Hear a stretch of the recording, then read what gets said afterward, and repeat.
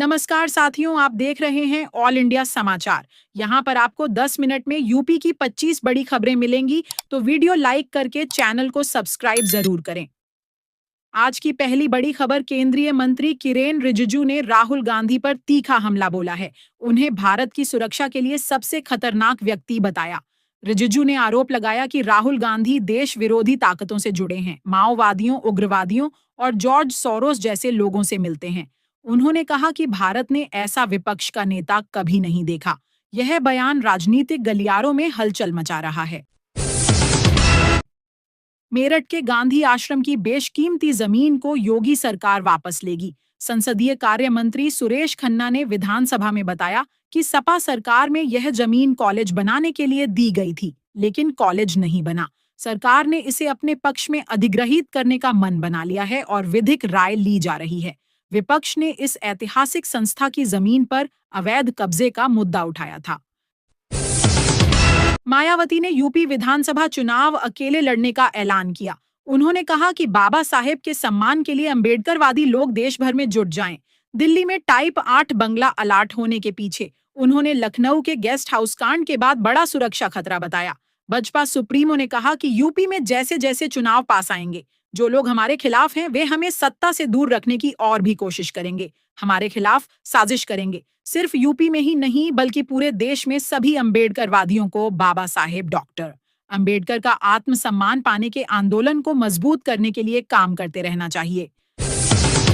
गोरखपुर में दूषित पानी बेचने वाले 4 ब्रांडों पर प्रतिबंध, लाइसेंस निलंबित। गोरखपुर में 4 ब्रांड के पानी की बिक्री पर रोक लगा दी गई है, क्योंकि उनके नमूनों में बैक्टीरिया, यीस्ट और मोल्ड पाए गए हैं। इन ब्रांडों के लाइसेंस निलंबित कर दिए गए हैं और संचालकों के खिलाफ कानूनी कार्रवाई शुरू की जा रही है। दूषित पानी के सेवन करने से पेट दर्द, हैजा, एलर्जी और गंभीर अंगों को नुकसान जैसी स्वास्थ्य समस्याएं हो सकती हैं, खासकर बच्चों और बुजुर्गों के लिए। मुख्यमंत्री योगी आदित्यनाथ ने लखीमपुर में प्रधानमंत्री आवास योजना शहरी के तहत 5,100 लाभार्थियों के खातों में 1-1 लाख रुपए सीधे हस्तांतरित किए। इससे पात्र परिवारों में अपने पक्के घर का सपना साकार होने की उम्मीद जगी है।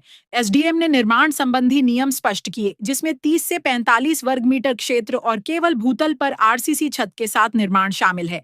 योजना पूरी तरह निःशुल्क है और प्रशासन गुणवत्तापूर्ण आवास सुनिश्चित करेगा। मशहूर अभिनेत्री प्रवीणा देशपांडे का निधन हो गया है। उन्होंने रेडी, गब्बर इज बैक और डी डे जैसी फिल्मों में अपनी दमदार भूमिकाओं से दर्शकों को प्रभावित किया था। अभिनेत्री के परिवार ने उनके इंस्टाग्राम पेज पर एक पोस्ट के जरिए यह खबर साझा की। इंडियन आर्मी ने आज भारत मंडपम में एआई इम्पैक्ट समिट 2026 के दौरान सेना के लिए इंजीनियरिंग सपोर्ट किल चेन को स्मार्ट बनाने पर एक खास सेमिनार किया। इसमें senior military leadership, industry experts और एकेडेमिया एक साथ आए। लोकसभा स्पीकर ओम बिरला के खिलाफ अविश्वास प्रस्ताव पर केंद्रीय संसदीय मामलों के मंत्री किरेन रिजिजू ने कहा, स्पीकर का काम कार्यवाही चलाना, सरकारी काम को आगे बढ़ाना और विपक्षी सांसदों को बोलने का मौका देना है।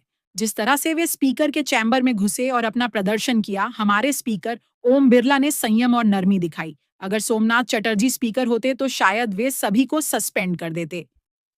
दिल्ली में यात्रियों की सुरक्षा को लेकर एक महत्वपूर्ण अपडेट जारी किया गया है। सुप्रीम कोर्ट मेट्रो स्टेशन को अगले आदेश तक बंद कर दिया गया है। अधिकारियों ने एहतियाती कदम उठाते हुए यह निर्णय लिया है। हालांकि बंद की अवधि और इसके कारणों के बारे में अभी तक कोई जानकारी नहीं दी गई है। पश्चिम बंगाल में बीजेपी ने परिवर्तन यात्रा निकालने का ऐलान किया है। यात्रा 9 जगहों से शुरू होगी और अगले महीने 2 मार्च से 5 मार्च तक चलेगी। पीएम नरेंद्र मोदी परिवर्तन रथ के समापन समारोह में शामिल होंगे। यह समापन कोलकाता के ब्रिगेड मैदान में होगा और पीएम मोदी यहां एक बड़ी जनसभा को भी संबोधित करेंगे। मेरठ में मेट्रो ट्रेन के उद्घाटन के प्रधानमंत्री नरेंद्र मोदी का 22 फरवरी को आगमन प्रस्तावित है। 20 फरवरी से ही कार्यक्रम स्थलों पर एसपीजी का डेरा होगा। दिल्ली रोड की फैक्ट्रियों में भी छुट्टी के निर्देश दिए गए हैं। दिल्ली पुलिस ने एआई इम्पैक्ट समिट में हुई चोरी के मामले में 2 आरोपियों को गिरफ्तार कर लिया है।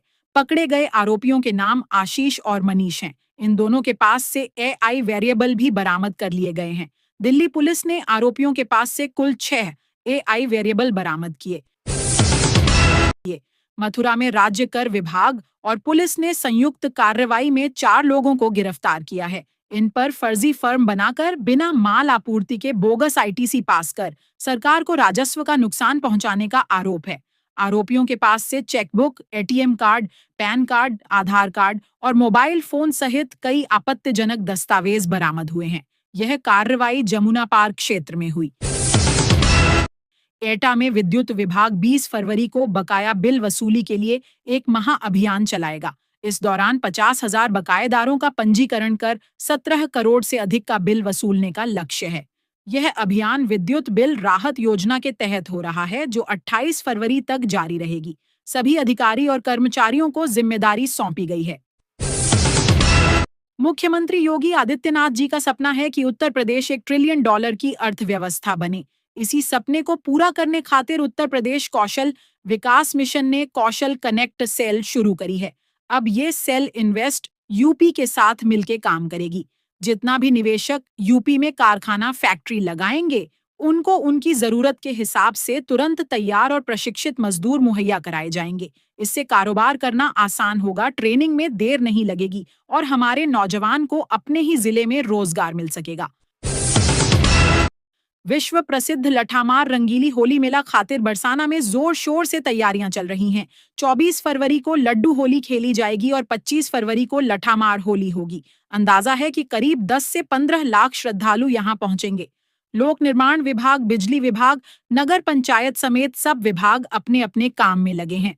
सड़कों को चौड़ा किया जा रहा है, पार्किंग बनाई जा रही है और भीड़ संभालने की खास व्यवस्था की जा रही है। श्रद्धालुओं के वाहन कस्बे से करीब 5 किलोमीटर पहले ही रोक दिए जाएंगे। मंदिर में दर्शन के लिए भी अलग से खास इंतजाम किए गए हैं ताकि भीड़ में कोई दिक्कत न हो। योगी सरकार किसानों को एग्री बिजनेसमैन बनाने पर जोर दे रही है। कृषि बजट में 20% की वृद्धि कर 10,888 करोड़ रुपए किए गए हैं। वाराणसी में सोलर पंप, कानपुर में खेत तालाब से मत्स्य पालन और गोरखपुर में स्वीट कॉर्न की खेती जैसी नवाचारी योजनाओं से किसानों की आय में उल्लेखनीय वृद्धि हुई है। सरकार की कम लागत अधिक उत्पादन नीति से ग्रामीण अर्थव्यवस्था मजबूत हो रही है और रोजगार के अवसर बढ़ रहे हैं। बरेली जिले में एक इंटर कॉलेज के प्रधानाचार्य ने कई छात्राओं को प्रवेश पत्र नहीं दिया, जिससे ये छात्राएं परीक्षा से वंचित रह गईं। छात्राओं ने प्रधानाचार्य के खिलाफ रिपोर्ट दर्ज कराई है। पुलिस ने आरोपी को हिरासत में लिया है। नई दिल्ली में चल रहे इंडिया एआई इम्पैक्ट समिट 2026 के तीसरे दिन एक अहम मुलाकात हुई। प्रधानमंत्री नरेंद्र मोदी ने गूगल के सीईओ सुंदर पिचाई से मुलाकात की। यह बैठक समिट के साइल्ड इन में हुई, जहां दोनों ने भारत और गूगल के बीच एआई सहयोग को और गहरा करने पर चर्चा की। सुंदर पिचाई ने कहा है कि पीएम मोदी से मिलना एक अच्छा अनुभव था। रोजाना यूपी की ताजा और काम की बड़ी खबरें सबसे पहले पाने के लिए हमारे चैनल ऑल इंडिया समाचार को अभी सब्सक्राइब करें और बेल आइकन दबाना न भूलें।